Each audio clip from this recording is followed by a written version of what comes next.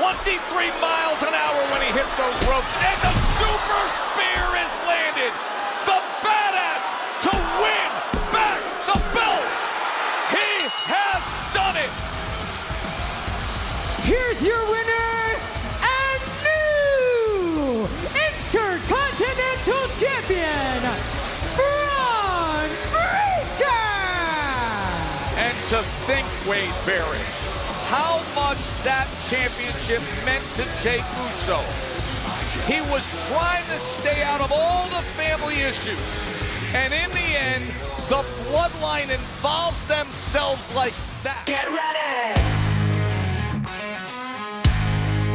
We'll say get ready. Get ready for the worst Raw review on the internet. The worst Raw review on the internet. Draws, Raw. With Eric B and Randy C. Chickens of bananas and fresh roast beef. This is Draws, Raw.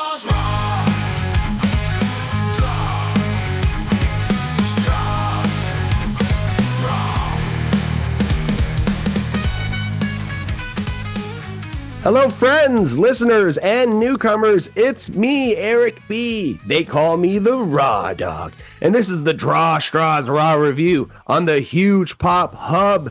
Thank you for joining us again for another wonderful week. I am joined by my partner in crime, my puppy in crime, the Barkmaster, the drooler himself.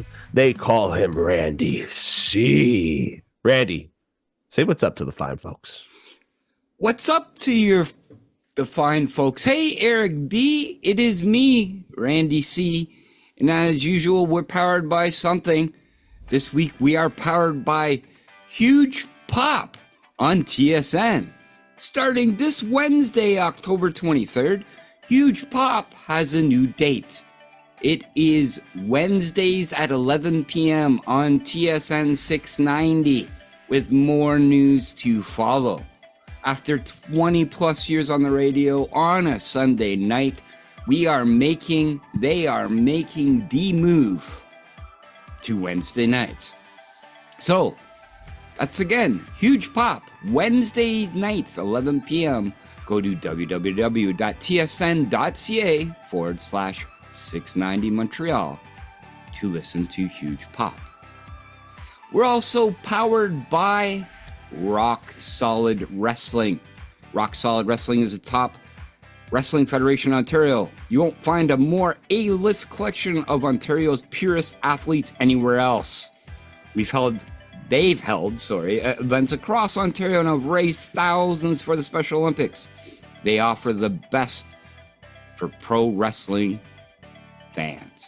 Go to www.rocksolidfanclub.ca. We're also powered by InteriorPlants.ca, the natural solution to a healthier and more beautiful indoor environment. InteriorPlants.ca. And last but not least, our day one sponsor, Chiquita Bananas. Why Manoro? Monkeys never collapse. No, they never cramp, but holy crap, do I. It's been a long week. Eric B., how you doing, my friend? I am doing good. Randy and I actually got to go out and enjoy some libations together for like a rarity in human life and actual person at the finest wedding that you'll ever be to. It was the wedding of Gimpy. A little Gimp himself got married. We were so happy. We cried. We laughed. We tried to steal the bride away. It might have happened. It might not have happened. Gimpy. Anyways, Gimpy had a very nice service. Some very touching words. I didn't know that man was so touching. My God, dude. There wasn't a dry eye in the house for a part of his speech. It was like the cutest thing I've ever heard. I'm just saying that as a straight man in his 40s. It was the cutest thing I think I've ever heard. Randy, do you agree with that statement about the cuteness factor? Well, I did see a lot of the bridal side of the party, but unfortunately, due to the camouflage, did the wedding even really happen? There was a lot of camouflage at this wedding, so yeah, lots of orange, lots of camouflage. It was hard to see a lot that was going on. right. But there was a lot going on at the same time too. Let's just be completely real about it. It was great. Randy brought his son and his wife with him, and Jared Bear, the future star here of the show, Jeremy, was in like a full decked out suit. Probably nicest dressed guy, definitely at the event. And it was funny when he turned over and he was like, I've never been to such a casual wedding before. So he learned something that day, that not only do super fancy weddings exist, but casual, fun weddings also exist as well. 100%. Guy did learn that, and he learned how to play tag again. But we'll leave that story for another day. The whole time, no. I gotta drop it now. So the whole time there is like a female of Jeremy's age category also at the table beside us, also kind of looking over. They're kind of glancing the whole night. We're razzing Jeremy the whole night about other things like that as well. And then finally at the end of the night, Jeremy was back to playing tag, and man, was he chasing after her like Pepe Le Pew. It was the best thing I've ever seen. He was bouncing, Randy. He was bouncing. Bouncing. That's what you call it, yes. But in turn, so I'm going to actually say something good. Yes, okay. Gimpy. I never seen Gimpy with a smile from ear to ear. Forget about the camouflage. The guy did not stop smiling all day. It was good for him. Michelle looked beautiful. Out of all the zeros and ones he had in the past, she definitely was a 1 and a 0, and that equals 10. Heyo. Ayo. So it was really good seeing that. We had a lot of fun. We had a lot of drinks. Yes. I do have one complaint, Gimpy, and this is only for the laugh, but it is the truth. When serving appetizers, I want to let you know that I was in line to get an appetizer, and a young child came and stole mine and Eric's cantaloupe from underneath our pieces. And when I say he stole the cantaloupe, he stole the whole thing. And that was the only thing left to nibble on at the time that we were in line. But he barged in between us, and I had my cane went flying. I flew off the table, did a roll. And this kid goes, "That's mine," and just took off from the both of us. So, yeah. But that appetizer plate, by the time that we got to it, was picked over like the zombie apocalypse had started. And yeah, that kid ran off with the cantaloupe bowl full of fruit as fast as he possibly could. Oh man, I was somehow able to find like a piece of prosciutto and like 3 pieces of cheese. I put it down on the table, and I could just feel the envy of the entire establishment. The envious feeling that I just didn't want to feel again. You know, I was like, I was ready to give up my prosciutto if necessary. If somebody came over to me and was like, "Give me that prosciutto, boy," I don't know why they would call me boy, but maybe I would be like, "Here you go." Like, you know, I feel like I'm taking too much here. But yeah, it was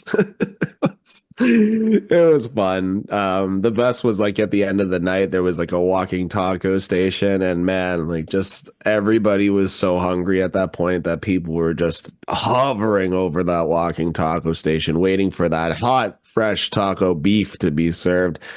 Randy and I had a bet that there would either be some, what do you say, Subway or what other item there, but there was. Yeah, a 9-foot Subway sub, yes. Yeah, no Subway subs were provided. But yeah, you know, no Wendy's Junior, whatever Gimpy eats. JBCs? Yo, dude, I would get like I could eat a JBC right now. Just give me like 10 of those things, crush them. No, I don't know about 10. That's kind of overkill. How many patties have you had on a burger? Like, what's your max patty level in your lifetime? What's your top notch, Randy? In the past? Yeah, where did you go to? How high have you gone? How high on that tier of stacked meat have you gone? You know, we talk about beef here, folks. I think it was 6 when it was a custom Big Mac. Holy crap. No, it's not. That was nothing. But in turn, I had 4 at Weber's. Holy schmap. And if anybody knows what Weber's is, or what Weber's used to be, I should say. Yes, what it used to be, definitely. If you guys live in Ontario, you've done that drive up to the Huntsville area, you would know that you got to stop at Weber's. Yeah. When you were growing up, at least. You stop there now, you're getting a pile of frozen poop. That's really all it is. Overcooked, frozen, overpriced, frozen, gross. It is not that delicious grease burger that Randy ate 4 of somehow. God, I think Wendy's was mine, though. I think it did a 6-patty. Yeah, it was a 6-patty Baconator when I was younger. Nice. I'm still feeling it. Weber's at that time was so popular. It was the only restaurant that built a bridge from one side of the highway to another so the people going south on the highway could cross over safely, because people have been killed crossing the highway to get to this place. And yeah, there's a retired motor coach you can sit in there as well. So it used to have like that sweet ass vibe, and it's just not the same anymore. So we'll never be sponsored by Weber's. But guys, we are working on a roast beef sponsor. Boar's Head Angus roast beef. Hit me up anytime. You can catch us anytime on Tuesday as well. We're going to promote your brand, your product.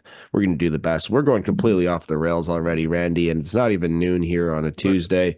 But we got to talk a little more. We were at a convention yesterday as well. We were at WrestleFest on Sunday, and big shout out to Mr. Wing Lee for throwing on a really cool event for wrestling fans. I can definitely say that there was a lot of new things that he tried to do that were very unconventional and very cool for fans. Live wrestling happened. That was really popular. People really liked that.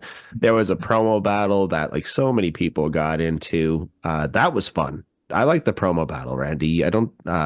Randy unfortunately had to take a little break ski for his back ski after running around like a maniac. But there was a promo battle that was really fun, really inclusive for all the fans. The guy that won it was just amazing. Absolutely amazing. The Raging Cajun. The Ninja Ginger. But yes, he was absolutely amazing. What are you laughing about? He was great. He was the best. He was so good. Honestly, he was so good. The intensity that guy cut that promo with, the way he was staring right into the camera. And then the winner got an Intercontinental title, an Intercontinental title that they have now. They were selling belts at the show too, right?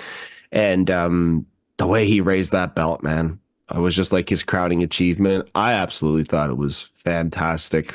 Fantastic even. Yeah, the other guy that I wanted to win too, The Rock, sorry. He definitely should have won. He put on a great promo. That was pretty good. He put on a great promo that was exactly what The Rock had done before. That's the thing, right? So it wasn't exactly a promo, in my opinion. Like we kept on saying too, because some guys just got in the ring and started talking. One poor guy got absolutely roasted for just standing in the ring and being like, "Hey, like I'm 6'1", so if you want to mess with me, like give it a shot." It's like, you're 6'1". Oh no. But yeah, that guy got absolutely roasted by the DJ. The DJ just went all in at one point, man. He was just going. There was a lot of jokes coming out of that guy's mouth that I was like, this is borderline here for a children's event. But yeah, it was fun. It was fun. Absolutely and fun. I had a good time. The fine, fantastic women working the front door were as professional as could be, and it was great. And we got to see listeners. Like Mr. Andrew Fung was there. Even former listeners like Mr. Blaine was there. Yeah. He thought he didn't recognize him, but I shook his head and he just took off. I have no clue where he went, but it was good seeing him. Who else was there, Eric? Dustin Davis, another community legend, was there. He showed up for it, came on through. My neighbor Adam came by. That was pretty cool. Johnny fucking Poda was there. That's a blast from the past. Emilio was there from Destiny Wrestling. There was a lot of people there. Kelly, she was a gem. She was a goddamn gem, wasn't she? Yes. And Jimmy Corderas was there signing his book, and Donnie was there too with him. But yeah, Jimmy was there signing his book, and he was He was busy the whole day. Kudos and shout out to Jimmy's wife for just being, first of all, a fantastic lady, and second of all, she was just PRing for him like crazy. She was bringing people to that booth, man. So my first time meeting Jimmy in person. What a great guy. Yeah. My Lord, what a good guy. So I was very thankful for that interaction this weekend. Donnie and Jimmy absolutely killed it. Yes, and Jimmy's wife, a true gem. Jimmy, if you're listening, please let her hear this. We thank her a lot. She made me laugh. I was crying.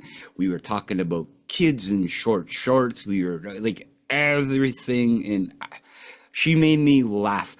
My back was bad, Eric. You knew my back was bad, and she made me so comfortable and laughing and everything. She was definitely the highlight of the day for me. I thought it was when I offered you a massage. No, that definitely was not it. But okay.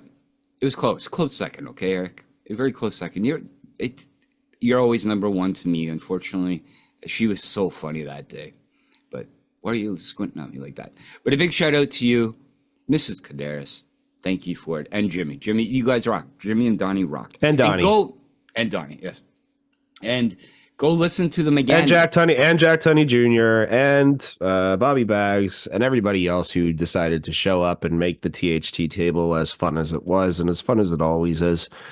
So yeah, listen, definitely looking forward to seeing if we do another WrestleFest, but we'll see how things go with that. It seemed to be pretty successful for Mr. Wing.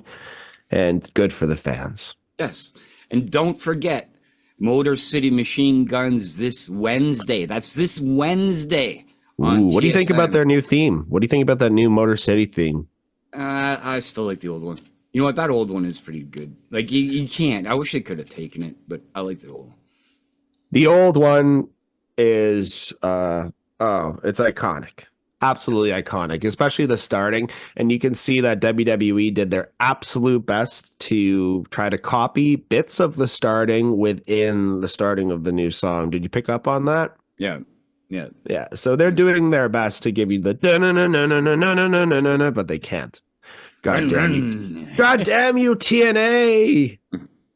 Well, what does it say on the thing? Rock and roll or something like that? Anyways, they're there in SmackDown. Looking forward to some DIY versus Motor City Machine Guns, man. That's going to be pretty intense. It's probably going to be pretty soon, too. It has to be. Let's go over some brief news before we get into this week's WWE Raw. We are recording this on a Tuesday where we found out a Monday afternoon Miss Samantha is not going to be with us anymore. Yep, she decided that her time with WWE is done. Ricochet also made a tweet saying, don't worry, she's not coming to AEW. Mm-hmm. Who knows how much we're getting kayfabed on that. Ultimately, it sucks to see her going. She seemed to be like a rising star in the WWE and also in professional wrestling. But yeah, I guess this is what she wants to do, and her career is taking her in another path, another projection.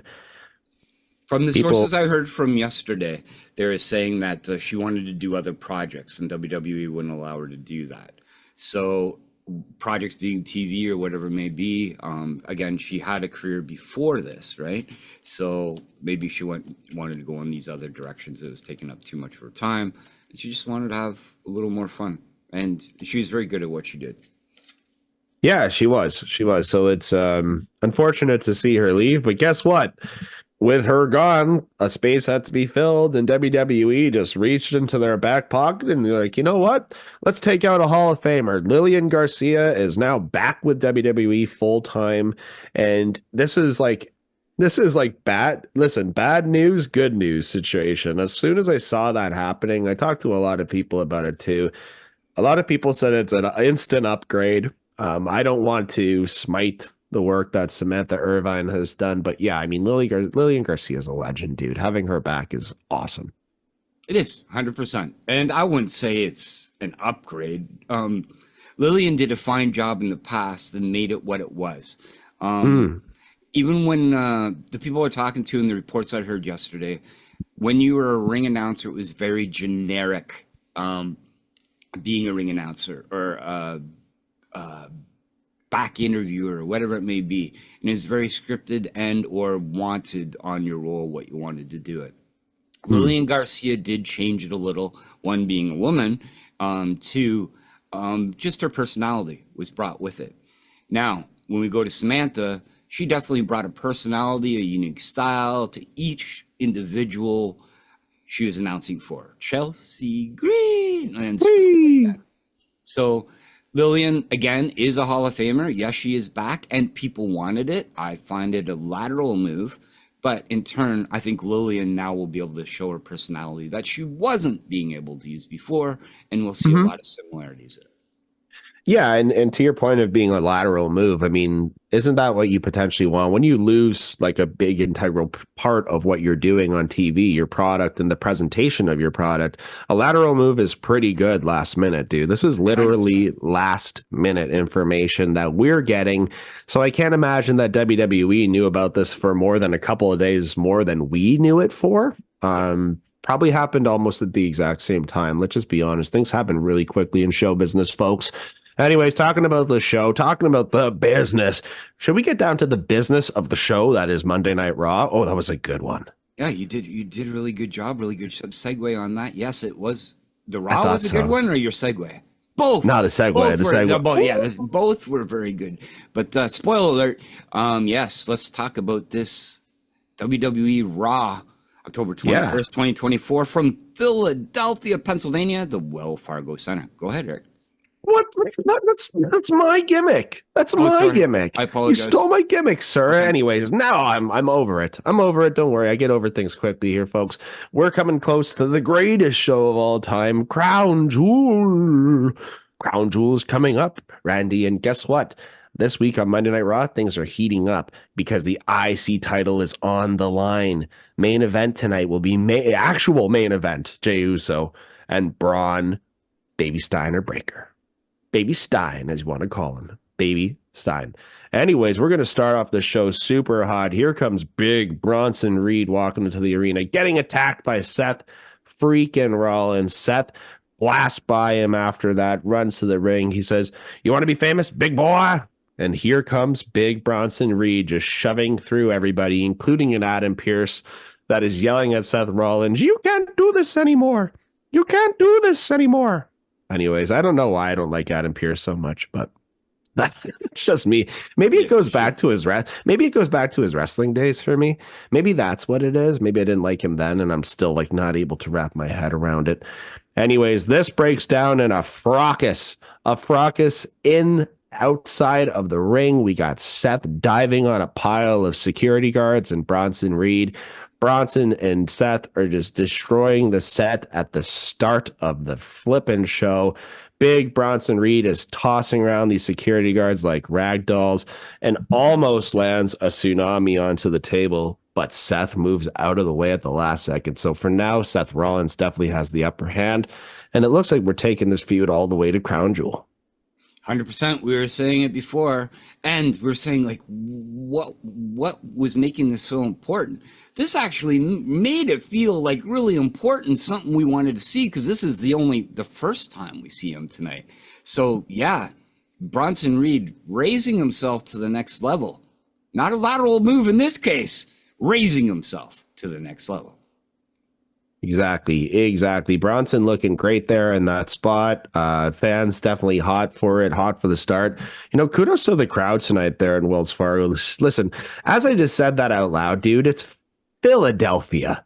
I almost swore, but it's effing Philadelphia there, bro. I mean, you're going to get the craziest fans. And you know what they like out there in Philadelphia, Randy? They like themselves some hardcore action.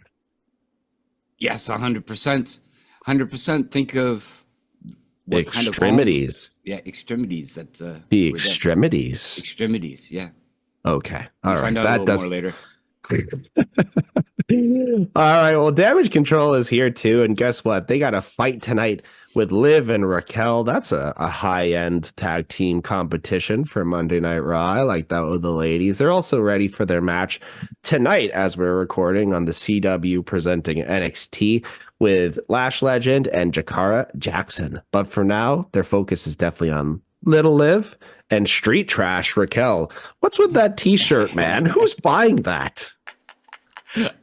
Pick me. I can name a couple people. I won't. But it was.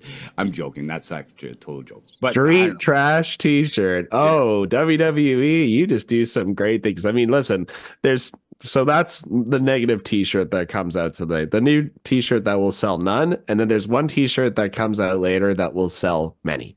And I'll tell you what I think it is, and I'll see if you agree or not. Okay, and if you don't agree, guess what? I like that. Disagree with me, Randy. Okay.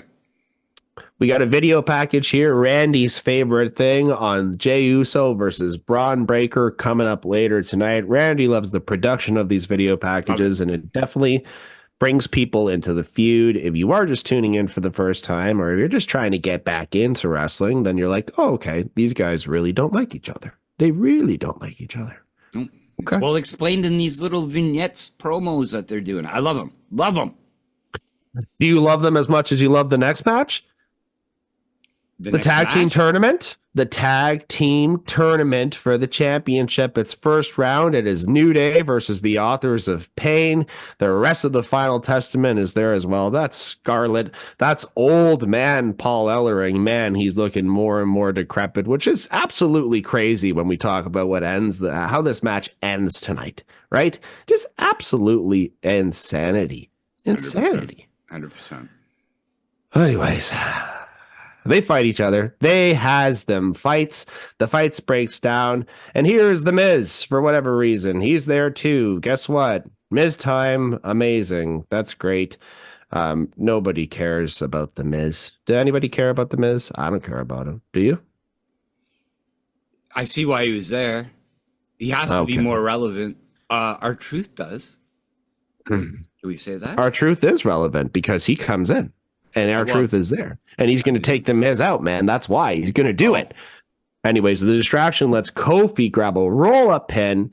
Somehow this match went for almost 10 minutes long. Definitely a strange way to fill in 10 minutes on Monday Night Raw, but they got to do what they got to do to get past this first round of the tournament. So the New Day is moving on in the tournament. With that being said, R-Truth is in the ring afterwards, celebrating with his boys, turns around, realizes that they have taken off, and he is left there with the Authors of Pain and the Final Testament, and the Miz himself. Beats downs commences, which brings in Randy's favorite group. It is the Wyatt Six. Welcome back, Jack. Yes, they are back. You know what? In this way, they're back in a big way, too. And you were talking about, like, gang violence. It was a fair fight. It was definitely a fair fight. There was one girl for every boy. No, you know what I mean. There was definitely a good mix that we had here. It was a fair fight. It was definitely a fair fight. I loved Eric Rowan just battering ram kind of move that he did on the Authors of Pain, just taking them both out at the same time. That was great. Joe Gacy looks better and better, but Dexter Lumis is definitely the shining light of that group. It looked good when the lights came up, man. It looked actually good, and it was like, oh, we haven't seen these guys for a while. Welcome the flip back. Anyways, fracas is happening outside the ring, which leaves Miz just smiley pie in the ring, saying he got away from it. But here comes Uncle Howdy to take on the Miz and take him out. But Paul Ellering sacrifices himself, and we slowly go from the angle of gang beatdown to elderly abuse. From 0 to 100 real quick. Paul Ellering is getting mandible clawed there by Uncle Howdy, and that's the end of the segment there, folks. So, Randy, were you excited to see them return? I mean, it was pretty obvious that they were coming back, especially after the beatdown with the Miz there and R-Truth. But were you excited to see the Wyatt Six, or are you still a little bit cold on the whole situation? Well, I hope these see on again, off again appearances by them are going to lead up to something bigger and bigger and bigger and bigger each time, right? So we started with the Alpha Academy. If you realistically think in lineage of where they are compared to bottom card to top card as of late, or what are they called now? It doesn't make a difference. But now they're moving up to Karrion Kross and crew and Miz. It's talk about lateral moves or trying to go up a ladder. This is a slow rise for them. And I was funny because I was listening to somebody yesterday and they were talking about Karrion Kross, Authors of Pain, Ellering, and Scarlett. They're a group that has 3 managers. Did you ever think of that? Karrion Kross hasn't really wrestled for a bit. So they're a group with 3 managers. Should they get rid of Ellering that way? Maybe. There's no real point. You don't even hear him talk. Like, you know what I mean? So, yeah, it's really weird on that aspect of it. So, yeah, Uncle Howdy.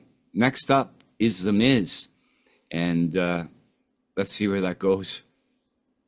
Yeah, and we'll see what happens afterwards. I mean, Chad Gable gets attacked, kind of changes a little bit, I guess you could say, but it's not to the same aspect that it was with Firefly Funhouse and anybody who fought the Fiend completely turning into somebody different, right, or completely changing their path or whatever it is. So it's a little bit different than that is.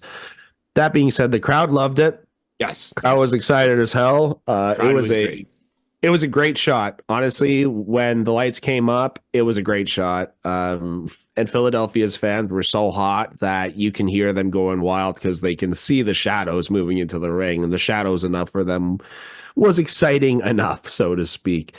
Anyways, talking back about Bronson, Reed, and Seth, they're brawling again. They're having more fracas. They're continuing not to do a lateral move, but pushing him to the moon. Nah, this feud is more exciting now, definitely with what we saw going on tonight. It is a lot more exciting. We're going to get a quick recap of Jey Uso and his issues with the Bloodline, Roman Reigns, Jimmy Uso on SmackDown. That was cool.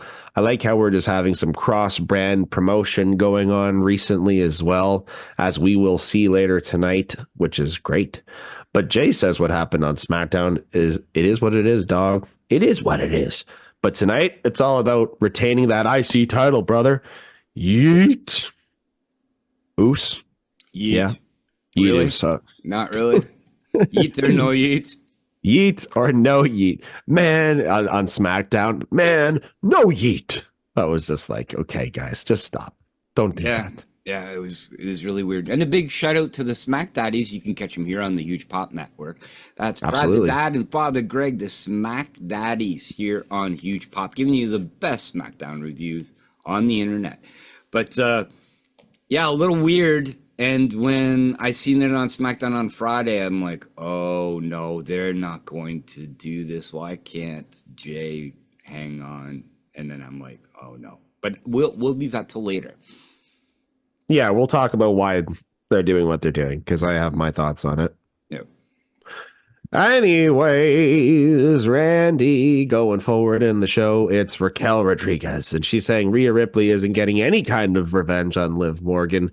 Raquel is definitely the big mommy cool to Liv Morgan's Shawn Michaels. Yes? I don't know about that, but okay. Okay. Well, I think that's what they're trying to do. Yes. Remember, Diesel was brought in as a bodyguard for Shawn. That was the whole Diesel gimmick originally that was brought in for. So that's what I'm kind of comparing it to. And if you don't agree with me, then that's fine. You don't have to. I'm not going to be mad about it. But I sort of agree. But I never seen Shawn Michaels wear a skirt like Liv Morgan wore last night. So if that's what you're trying to imply, no. What do you mean? What do you mean? He wore those biker shorts and packed himself as full as he possibly could. If you didn't know about that story, folks, go watch the Vince McMahon documentary on Netflix. But Raquel, looking big daddy Diesel-ish, and they didn't explain him that way. Sort of sounded like him too. So especially in the street trash shirt that Eric brought up before. Oh, the street trash shirt is just awful. That's not selling anything. I mean, it's black at least. It's not like they gave her some crazy color to make it even worse. But my God, I don't think Rob Arbic is buying that shirt for $5. No, the only shirt Rob Harvick will not get. Rob Harvick, comment below and tell us if you're going to buy that shirt. Yes, please. All right, guys, it's Damage Control versus Little Liv Morgan and her tiny skirt and Raquel Rodriguez. Randy had to talk about Liv's skirt, and it's all that we can think about now, and we have to talk about wrestling, so we should get back into wrestling somehow here, Randy, you bastard. You bastard. Sorry. This is a high-end match that we have here on Raw for the women's tag team division, as far as I'm concerned. I mean, as far as the names that you're looking at in this match, you have a former champion, you have a current champion. This is a hot match, in my opinion. Like, I think that it's great. Damage control is just incredible. Kairi Sane, Io Sky, the way that they move around the ring, the things that they do, the innovative, creative maneuvers that they always pull off in their match, just absolutely incredible, man. I love me some Io Sky. I really like this match a lot, dude. Like, I really, really like this match a lot. And I didn't really like the breakdown of what happened at the end, but we knew it was going to happen. You know, Jakara and Lash are there at ringside, and eventually they just get pulled in, and one has to fight, and then that is the disqualification. We're working our way to NXT tonight, folks, for that match. But yeah, Liv looked good in this match, dude. Liv looked really good. We continue to see Liv looking better and better. Her and Io in the ring definitely have some good chemistry going on. I could definitely see potentially Io going one-on-one against Liv in a future feud once this whole situation wraps itself up, or she somehow moves past Mommy, or Mommy just moves past getting the title again for a little while. 100%. This match I enjoyed as well. It mimicked a lot of last week, though, the match and sequences and stuff like that. But the one thing great to see again is that elevated assisted insane elbow. Yeah. Oh, yeah. I always like seeing that. I really like that. Just how she just turns to the side so quick. Here's a question for you. Lash Legend. Do you know what her finishing move is called? I heard it being said, but I didn't catch it. And it was also like not exact. Oh, the lash extension. Sorry. Isn't that great? Yeah, the lash extension. My bad. I thought you were talking about Jakara Jackson for a second there, because Jakara Jackson hits her finisher post-match. Jakara Jackson hits her finisher. Like I said, we're working our way here to NXT, and it looks a little sloppy. It looks a little sloppy. I don't know what it is, but they called it something. Lash looks great. She's big, man. She can take people. She wraps them around her back and then just somehow drops them in like a side release, like belly face buster. Lash extension. I don't know how long that's going to last. Like, it's kind of silly, right? It is kind of indie when you think about the name that it is. So I don't know if they'll let her carry that finisher. A lot of the time when you see people move from, you know, indies, or even if they move from AEW to WWE, sometimes that finisher has to change just a little bit, man. But yeah, no, great match. I think still, I believe, and I hope Liv beats Nia at Crown Jewel. But I believe that Liv and Raquel will probably be the next women's tag team champions. I would definitely do that. Make Liv a belt collector. Nia's won enough this year. It's nothing that in my personal like or dislike about her. She already got Queen of the Ring. She already has everything. She has the belt. So why not give it to Liv in that case? Over 500 diamonds or jewels in this new belt that you see for Crown Jewel as well. There was only 50 in the men, but 500 in the women.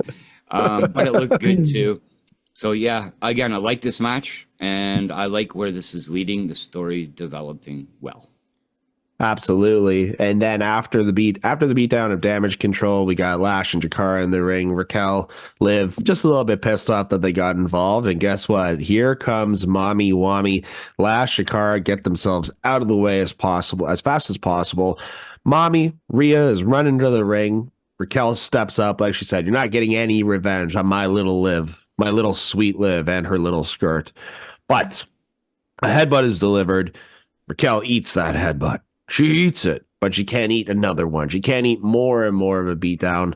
Man, once Rhea finally got her hands on Liv, that one knee that she dropped when Liv was on her knees was, it just looked so good, man. It looked legitimately deadly, that knee that she dropped. Throws Liv into a prism lock, man. Again, that's just a great looking move. That is just a great looking move. I like it. Especially when somebody so big is doing it to somebody so little, right? Yeah, if It they looks can like it rise them kills up. Yeah, Absolutely. It looks like it kills them. Man, that's a stretch and a half. Like that is a stretch that Stu Hart would be happy to see. Like that is a stretch in the half. Liv tries to get some offense in there. She just can't overtake the power of Rhea, unfortunately. Raquel Rodriguez is there. She's going to get cut off. But here comes Dominic Mysterio grabbing Liv, saving her from a riptide. Again, even that transition of how she was going to be in the riptide, rolled her up, and then they just perfectly rolled Liv like into the arms of Dom as he was standing on the apron.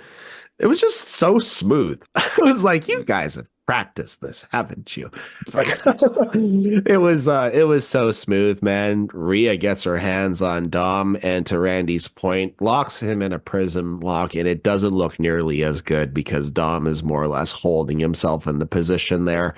But yeah, nice little beatdown. We see Rhea moving more and more towards, getting her revenge. And just the way she bites the ropes, dude, just makes me feel all kind of things. Please elaborate. No, please don't. No. No, not really. That was your option. That was your opportunity there, Randy. I know, and I just took advantage of it a different way. Third time of the night, here comes Bronson and Seth. They're getting into it again, but Adam Pearce is yelling at them, "You boys better stop." But no, he's saying you can fight at Crown Jewel. And guess what, guys? It's happening. It is happening. Crown Jewel, Bronson Reed versus Seth Rollins. Street fight? Think it's going to be a street fight? It's got to be a street fight. I don't know. No? I don't know. I don't see it being It could be anything. No holds barred. I have no clue. You have a good idea where it's going. Yeah, for sure. The War Raiders are here in a quick package, folks, and they are going to show you that they're done with the Viking gimmick by burning their armor, and they're ready to get some gold back. Happy to see a more serious version of these guys coming back and letting them go back into that War Machine gimmick that they were before. Right, Randy? You good with that? 100%. Yeah, no more eating meat. Yeah, no more. We're the only eat meaters here. Roast beef and Chiquita bananas, baby. No more meat eaters. Only us. Yes. No, that's it. We are the ones that are sponsored by beef. Take your smoked turkey legs and stick them where the sun don't shine. Speaking about sticking things where the sun don't shine, I don't know how that makes any sense, but here's Judgment Day, and they're having a meeting in the clubhouse, and Finn Balor is worried about Damian Priest. Damian Priest. Do you like non-heel Damian Priest? I don't know if he's a face. Like, is he a face? I don't think he's a face yet. We haven't seen enough of them, realistically, if you really think of it. Like, these vignettes, we've barely seen any of them. So Yeah, we've barely seen him, and we've only seen him. Yeah, we've only seen him as a counterpart to Rhea and one of the Terror Twins. He hasn't really, forged his own path again yet. So that's why I'm saying sort of face, because he's obviously not a heel, but we don't have that face vibe yet. I don't think there's a reason for us to really care about him yet, and that's not our fault. Mm-hmm. All right, talking about things that also aren't our fault. It's the tag team titles #1 contenders tournament continuing in the first round with the LWO and American Made. Yeah. No, I wouldn't say it at the beginning of the match, but once you describe it, I'll give you my 2 cents. I want your 2 cents now. You always want to force me into this position, Randy, and I want you to tell me before we get into it. I want you to tell me if you hated it or you liked it. That's it. You don't have to tell me anything else. I loved it. He loved it. And you know what? That's fine, because I always ask for this. I always say, let's get something besides just Latino on Latino violence. So now we're getting Latinos on Americans, Latin Americans against Americans, I guess you could say. But yeah, it was pretty cool. It was pretty cool, Randy. It was great. You think it was great? I thought it was great. Way better than I thought it was going to be. Yes, so 100%. Here's my question before we continue, because LWO is a group, right? It's like a de facto group. Let's think about like the Freebirds, the fabulous Freebirds. So can they switch up guys in this tournament now? Or does it have to be Dragon Lee? Does it have to be Ray? Well, one, they're not the Fabulous Freebirds. Don't ever put them in the same sentence again, please. Talking to me. So no, they cannot do that. Yeah, no. There you go. Okay, fine. All right. But anyways, the matchup that we have here between the Creed brothers being strong and powerful, and then Dragon Lee and Rey Mysterio being high flying, allows us to have a lot of great spots here in this match, including some Rey Mysterio classic tornado DDT action. The match itself was a lot of fun. I thought it was great. I mean, in a sense, but also, I don't know, Randy. I'm like, you can hear it in my voice. I'm kind of just a little bit sore and sour on this entire tournament happening. Am I wrong by saying that? Well, I don't. It's your opinion, so you're never ever wrong if that's what you believe. But why? They're finally highlighting. Like, explain to me why they're finally highlighting the tag teams. WWE has not highlighted tag teams since the day of the Killer Bees, Davey Boy Smith, the Dynamite Kid, the Hart Foundation. The character days. Yeah, but it is good for these teams that are realistically sorted together, Freebird or not, that you may call the LWO, but they're established tag team. They're not thrown together tag teams. They're tag teams that are established that we're seeing going against each other, DIY. Like, Motor City Machine Guns, and with more to come. So I just want to know the reason why you think that, because if there is more to come, and I know you're a fan of tag team wrestling, Eric, so you can't tell me we're not. So No, tag team wrestling is great, and I like that thought of, like you're saying, highlighting the division. I do think that that's something that's necessary in WWE, and say, for example, AEW, it's something that they were, really, really pushing, where WWE was kind of pushing it aside. It's always the tournament thing that gets me, dude. It really is the tournament thing that gets me. But you also made a very good point that we do have established tag teams in this tournament, and not just, Tatanka and Matt Hardy, for example, as a tag team, just being thrown into things here, right? Anyways, Creed brothers continue to look good. They're getting their ropes. They're continuing to build up, getting a little bit less botchy in the ring as we go forward here. But we're going to see the LWO get the win here ultimately, because everything is going to break down. 619 into Dragon Lee's Frog Splash, and they get the win. LWO is moving forward in the tournament. very surprised with who won this match. Me too. I get it, though. Again, crowd hot all the way through this episode tonight. They love this match, too. American Made, like, they're great. They are good. They are still young, new, green, whatever you want to call them. I won't use that green one because it's not really relevant to this. But they have time. They're young, man. They're going to go over one day. I see why they did this. The tournament in whole is adding up. From what I believe here now, it's Rey Mysterio, Dragon Lee versus the New Day versus the War Raiders. Right? That's a weird mix there. But in turn, except for Rey Mysterio and Dragon Lee, yes, I have tagged in the past years ago, shall we say, but it's going to be weird. Two small versus one large. I don't know who's going to go over on this, but I think ultimately, at the end of this tournament, I think number one contenders, and especially with the vignettes of them putting the stock into it, I think you're looking at the War Raiders probably getting that match. Not winning it, but definitely getting it. Against? Not sure. We'll see. I think it's Motor City Machine Guns.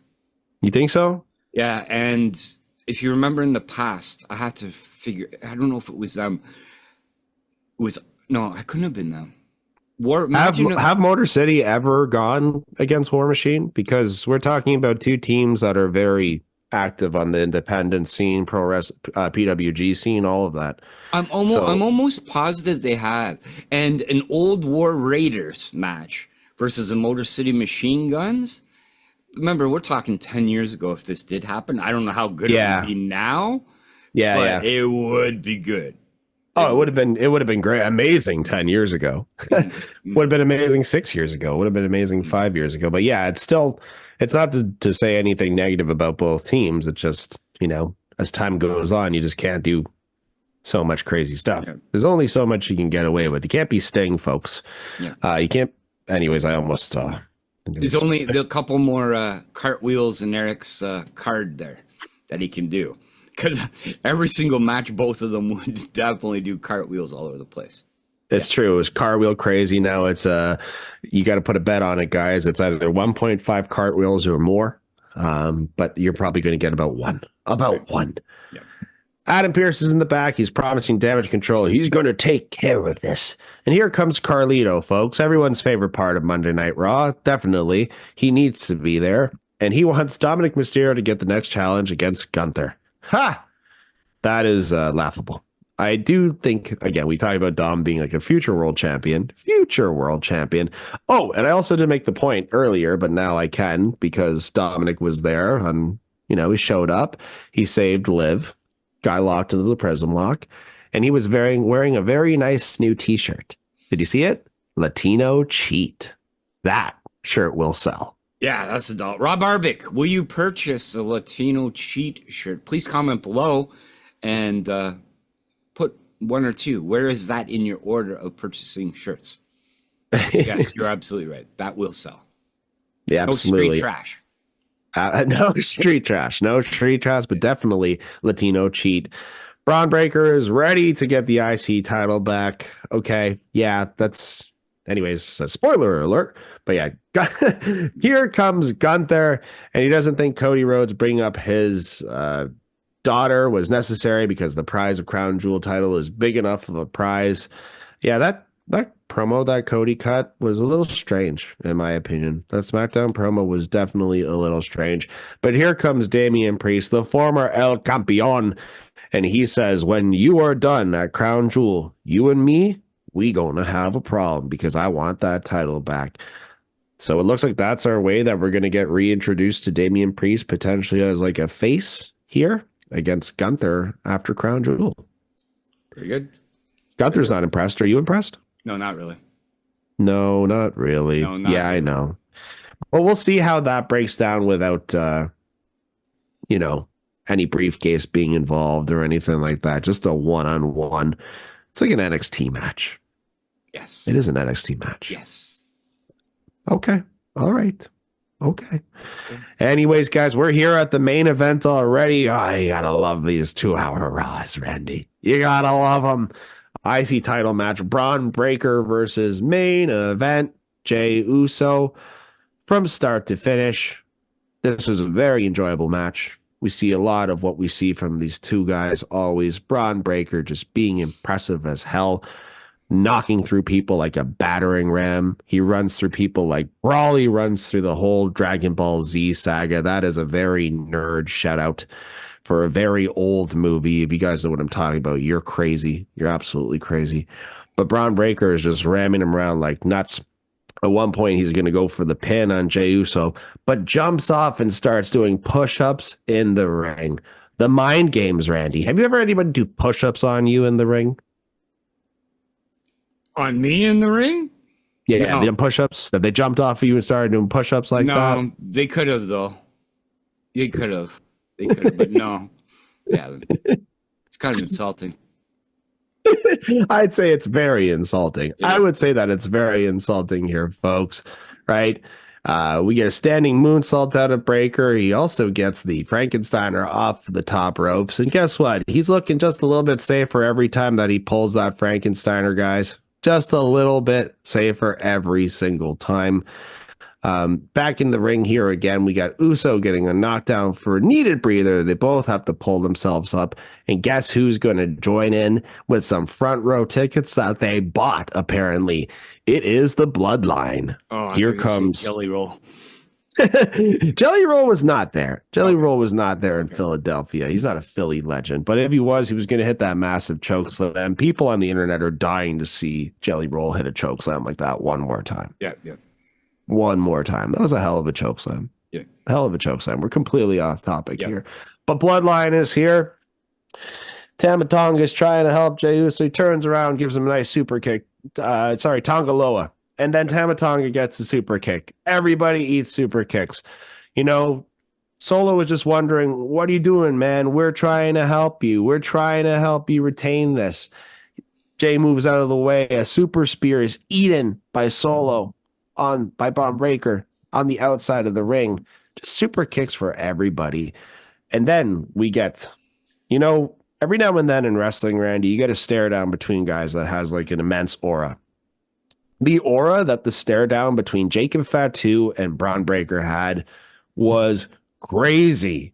Crazy, because a lot of the time when we talk about these dudes that are in development or moved up from NXT to the main roster, Jacob Fatu just came straight to the main roster and started wrecking shop. I want to see him versus Bron Breakker now. 100% iconic Hulk and Rock stare down. Andre the Giant and Hulk Hogan. Stone Cold and Bret the Hitman Hart. Well, guess what? There is a new one to add to the list.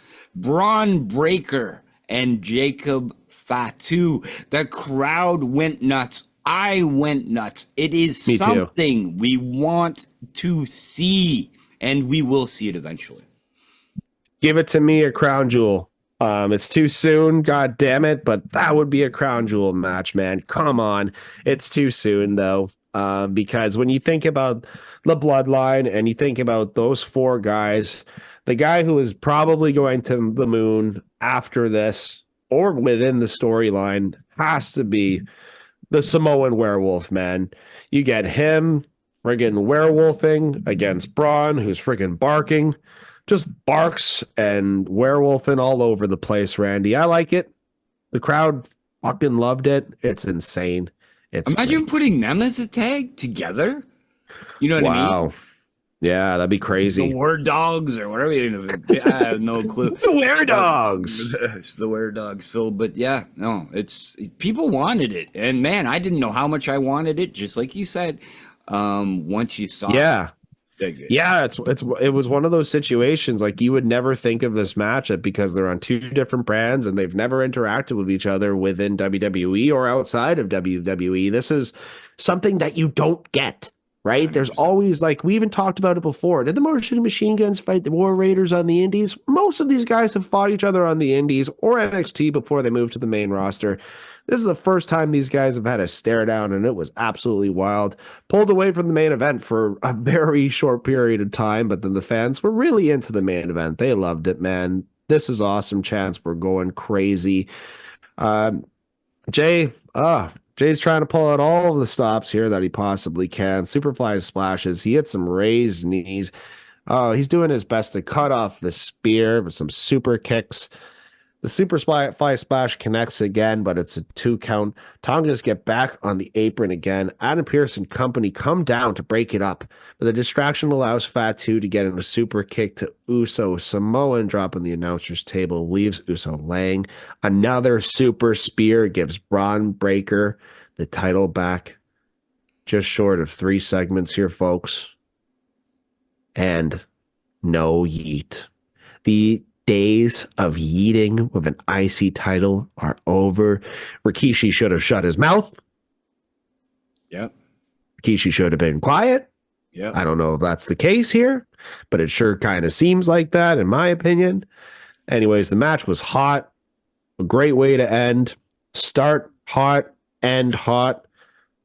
Great episode of Monday Night Raw. Randy, what were your thoughts on this match? This match? Okay, yeah. Well, this match first, great. And then we'll go about. It was great. Everything about it was great. The story made sense. The ending made sense.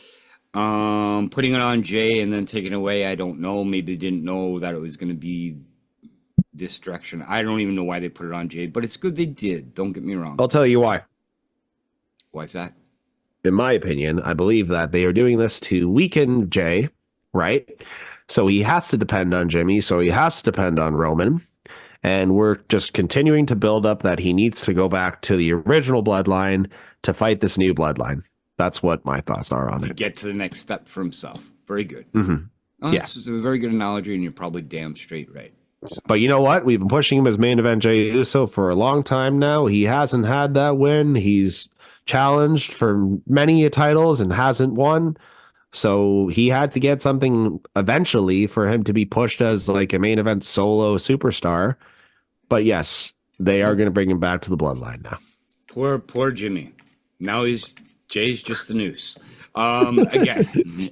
So, but yes, no, it was really, really good. I definitely enjoyed it. Exactly. So talking about enjoying things or not enjoying things, Randy, what were your thoughts on this entire episode of Monday Night Raw? What were my thoughts? What were my thoughts of this episode from Philadelphia? Yes. Welcome to In This Corner. We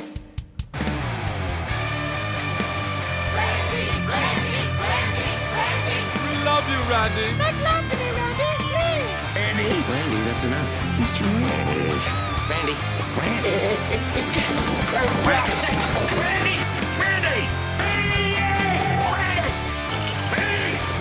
Welcome to In This Corner with Zane.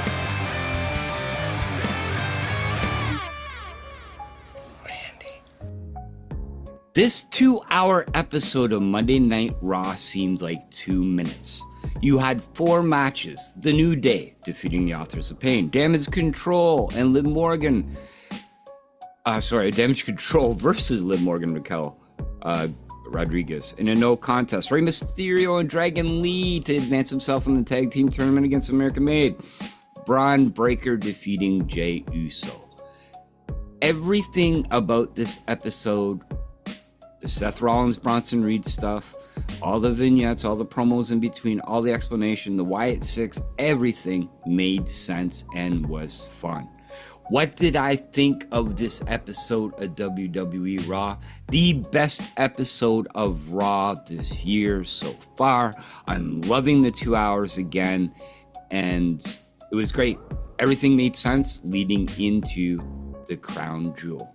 So I definitely give it a huge round of applause.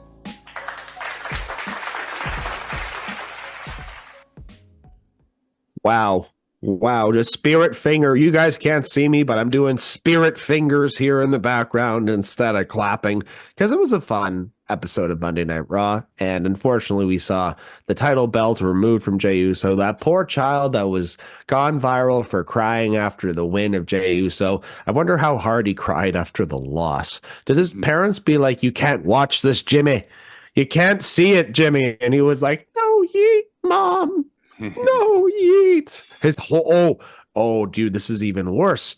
There's many parents who probably bought IC titles for the costumes of their kids. They're Jey Uso costumes. And now, no yeet. They're just take those titles and burn them. Burn them.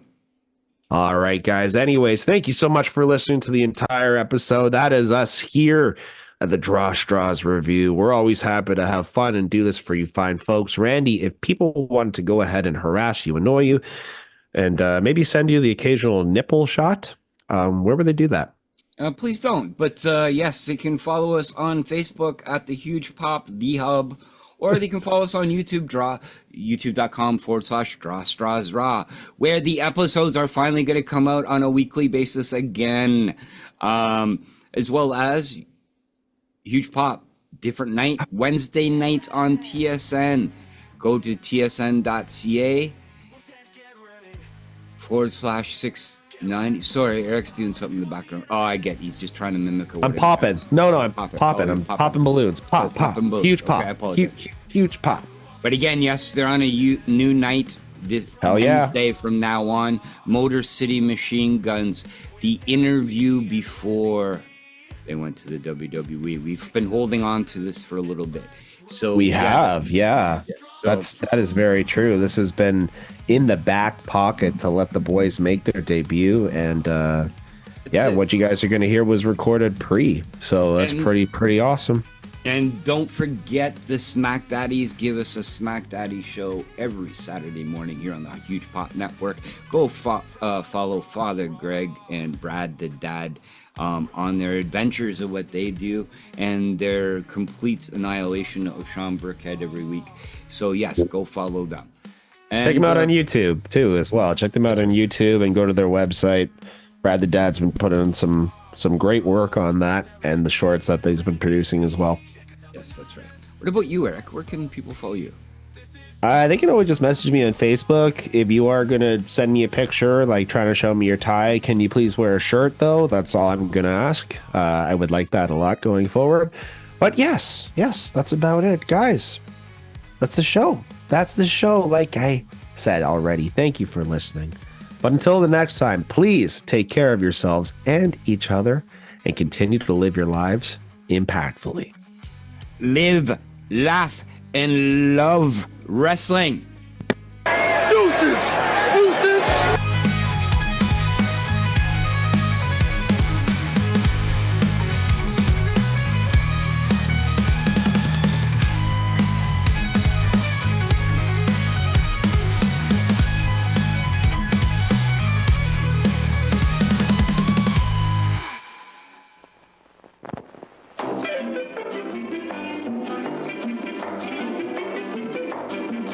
I'm Chiquita Banana, and I've come to say bananas have to ripen in a certain way, and when they're flecked with brown and have a golden hue, bananas taste the best and are the best for you. You can put them in a salad. No, not yet, my dear. That greenish way you're looking means that you are ripe for cooking. How about me? No. When you are fully ripe, my dear, those little flecks of brown appear. Me? You're most digestible, my friend. Delicious, too, from end to end. You can put them in a pie, any way you want to eat them. It's impossible to beat them. But bananas like the climate of the very, very tropical equator. So you should never put bananas in the refrigerator. Bananas are a solid food that doctors now include in baby's diet. And since they are so good for baby, I think we all should try it. Oh! See.